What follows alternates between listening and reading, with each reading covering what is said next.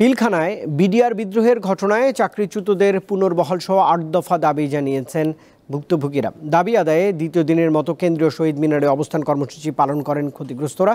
এ সময় ভুক্তভোগীদের ক্ষতিপূরণ দেয়া এবং বিডিআর বিদ্রোহের ঘটনায় দায়ের করা মামলায় এখনও আটক নিরপরাধ বিডিআর সদস্যদের মুক্তিসহ নানা দাবি জানানো হয়েছে। ভুক্তভোগীরা বলছেন, বিডিআর বিদ্রোহের ঘটনায় দায়ের করা মামলায় সঠিক বিচার হয়নি। নতুন করে তদন্ত ও বিচারের দাবি জানিয়েছেন ক্ষতিগ্রস্ত বিডিআর সদস্যদের স্বজনরা।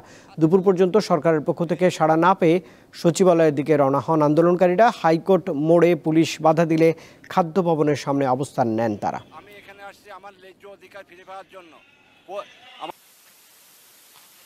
আমার অবস্থান ছিল রাঙ্গামাটি জেলা, সেখান থেকে আমাদের ওখানে তো বিদ্রোহ হয়নি, তারপরে বিদ্রোহের মামলাতে আমাদেরকে শাস্তি দেওয়া হয়েছে।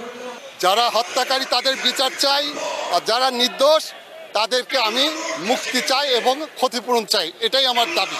আমরা ছাত্র জনতা আপনাদের পাশে ছিলাম এবং ন্যায্য দাবি আদায় না হওয়া পর্যন্ত আমরা আপনাদের সাথে থাকব।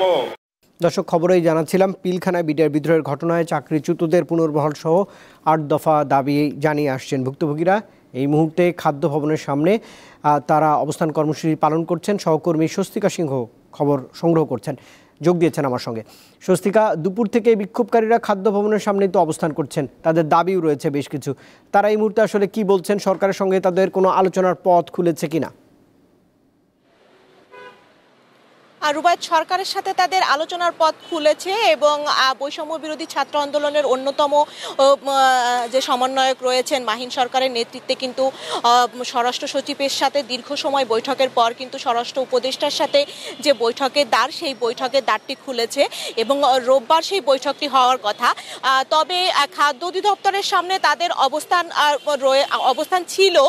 কিছু সময় আগেই কিন্তু তারা ঘোষণা দিয়েছে যে যত সময় না পর্যন্ত স্বরাষ্ট্র উপদেষ্টার সাথে তাদের বৈঠক হবে তত সময় কিন্তু তারা সড়কে অবস্থান করবে।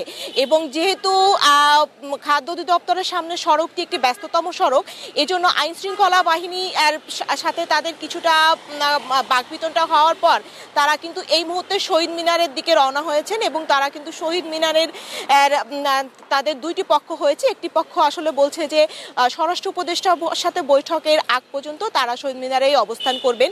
এই মুহূর্তে কিন্তু আইন শৃঙ্খলা বাহিনীর যারা সদস্যরা রয়েছে বা আইন শৃঙ্খলা বাহিনীর যে জলকামানের গাড়ি, সেই গাড়িগুলো কিন্তু এখান থেকে সরিয়ে নেওয়া হচ্ছে, কারণ যেহেতু তাদের অবস্থান রয়েছে শহীদ মিনারের দিকে।